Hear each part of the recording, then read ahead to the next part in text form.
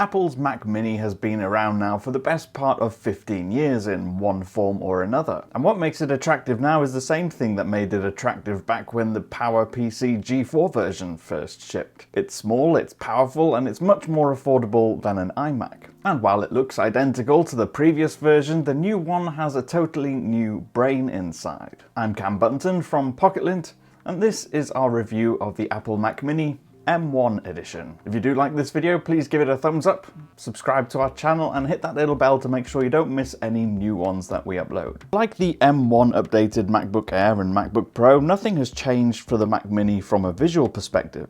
It's still that minimalist round square aluminium case with the Apple logo in the center, and nothing but a single white LED on the front. All the ports are hidden on the back out of sight, so it's easy to tidy your cables away so you never see them.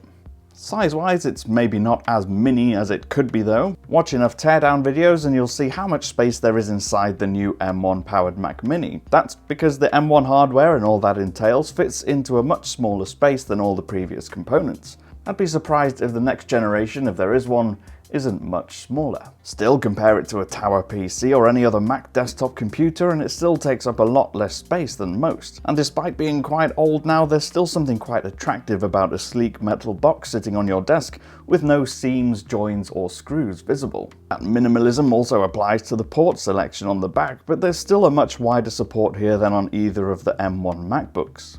For starters, you get two USB-A ports, along with two USB 4 Type-C or Thunderbolt ports. You even get an Ethernet connection point, HDMI 2.0, and a 3.5mm headphone port, and an opening that allows the airflow from a fan. Not that it needs it. Being critical, and from my own personal use case, I'd love to see at least another single Thunderbolt port here, and an SD card reader.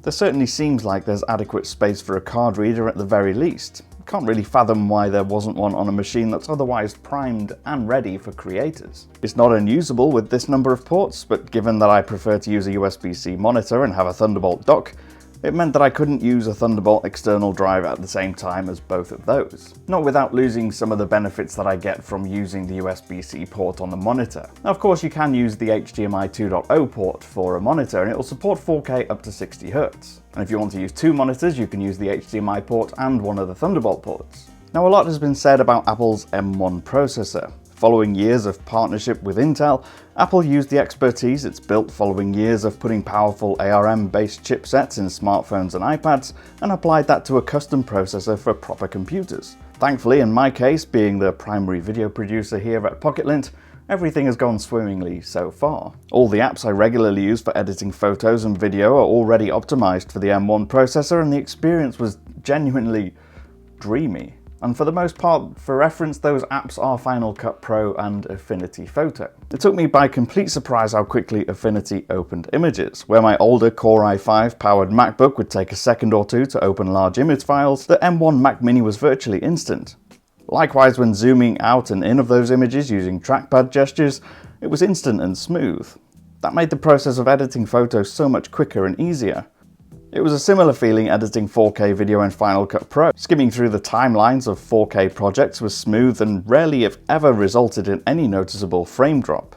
Now, it's worth noting my edits aren't especially complex. I use 2 or 3 layers at most of the time. With that said, there was smoothness in areas where I don't normally see it. For instance, when I have a screen recording on top of an expanded and blurred background of that same recording, or adding masks and censoring parts of the screen. These are the areas I typically see a lot of stutter or frame drops on a lot of our previous MacBooks. With the M1 Mac Mini, it just didn't happen. Of course, export times are quick too, but it's the buttery smoothness within the actual edit that made the most difference to my day-to-day experience. Like its laptop-shaped cousins, the desktop Mac does it all quietly with a barely an audible whir from its built-in fan. It's just ridiculously efficient.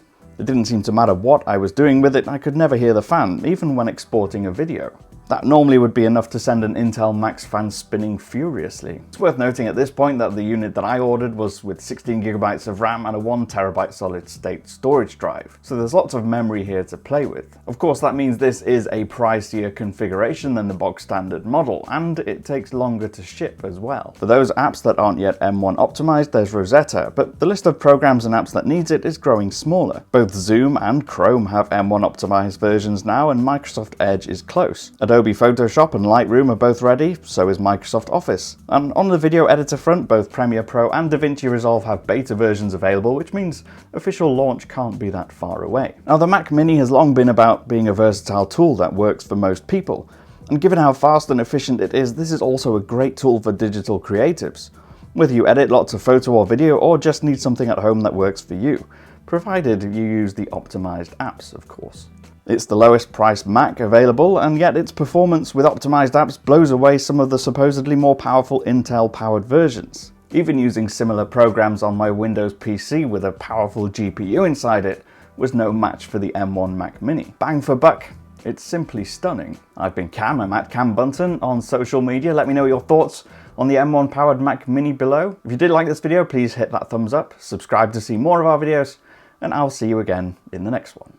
Bye for now.